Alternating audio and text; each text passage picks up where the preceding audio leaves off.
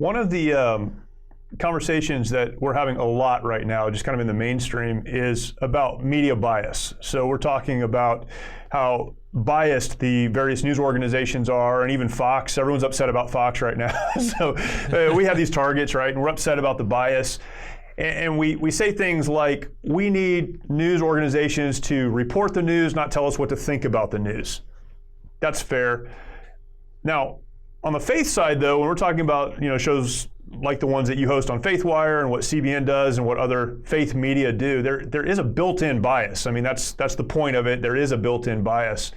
When you look at that built-in bias from kind of the larger media perspective or news reporting perspective, do you see a conflict in that, or is faith media different? And how would you define that? How would you expand that?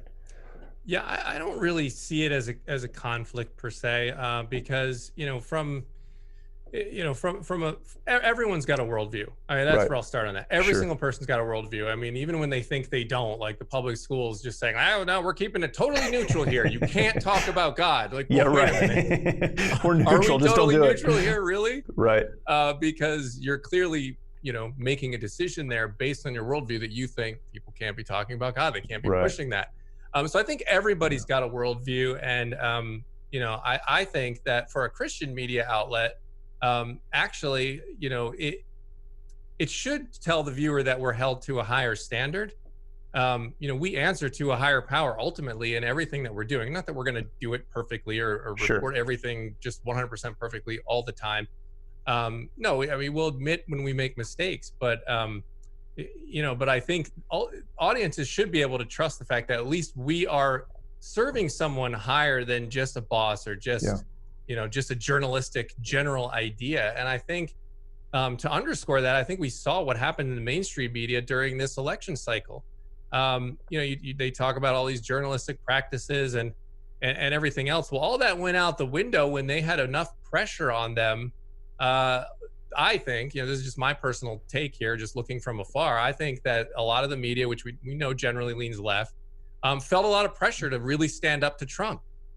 They did not want to see him reelected. I really believe that's the general consensus you have from most of the left-leaning media. And you look at a story like the Hunter Biden laptop scandal, whatever you want to make of the laptop itself, just the fact that that NPR and others purposely suppressed that story ahead of the election, really on flimsy journalistic grounds, to say the least. And so, and then now it comes out after the election's over. Well, then they report on it and say, it turns out there was actually some things we could have reported on there. It was at least a credible story. Whatever the implication of it may have been, you could argue that, but it should have ran, is the point I'm making here. But I believe the reason they were motivated to do that was because of not having solid sort of a moral line to fall back on. When you're not a Christian, you are a moral relativist. I'm not going to mince words on that. You are a moral relativist. Your morals can shift because it's not based on something that's solid rock. It's ultimately just somebody's opinion. So I think we saw that line shift, and I really do think the mainstream media now has shifted from just a general bias to full-blown activism. And I really believe that. I think, it used to be just, you had a bunch of people that typically were liberals or left-leaning that went into the media business. So that's just the way they saw the world, through that prism. But I really do think you're now seeing activism. And you combine that with this need for clicks. The way that our media is structured, there's a lot of pressure to get clicks. And one of my more controversial views is, and I don't have this ironed out perfectly because it really goes against everything I believe about freedom and private business and capitalism. But I do see the point in having a media that isn't worried about revenue, because I do think that there are too many temptations there. I mean, look at the headlines on CNN and MSNBC right now, and you tell me if they're doing this out of what's best for journalism or what's best for clicks. And so from a faith bias or a Christian bias perspective, really it's just providing an alternative. Their worldview is different than those who would be Christians or Bible-believing individuals. And so the faith media or the Christian media is just providing that as a bias. our bias is this is our starting point, and we view the rest of the world this way. Yeah.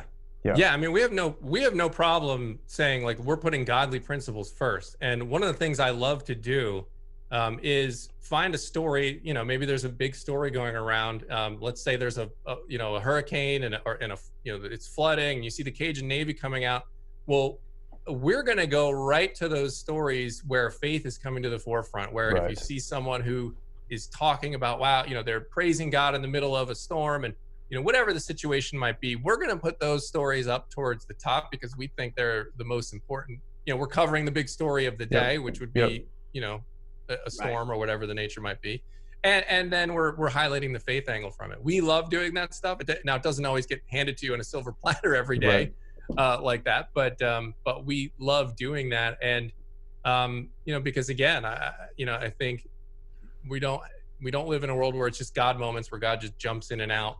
And it's like he's everywhere, and so we want to show that, as opposed to putting front page of Donald Trump playing golf or Joe Biden in his basement, yeah, exactly, exactly, and also too now there's a verse that I like to point out from Chronicles. I think it's 1 Chronicles 12. Horrible with memory, so don't quote me on that. But the sons of Issachar are mentioned briefly, and it just mentions, you don't know a lot about them, but what it says is they were men who understood the times. Right.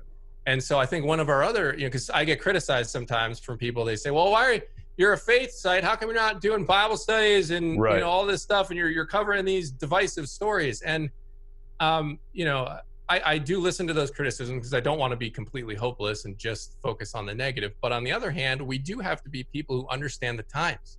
Yeah. This is a culture we live in that we're supposed to be spreading the gospel in, and we're supposed to be loving other people here, and we're supposed to be interacting with other people in this, and so we've got to know what people are believing. And right now with issues like transgenderism, all the LGBT stuff, there are so many issues right now that are starting to conflict more and more, and that gap between secular society and Christianity is widening, and so I think we have to be people who understand the times. And so we want to provide that, where people can trust it, that it's okay, it's coming from us, where we share whatever our differences theologically might be. We generally share the same view about God first, and we're going to report these stories faithfully.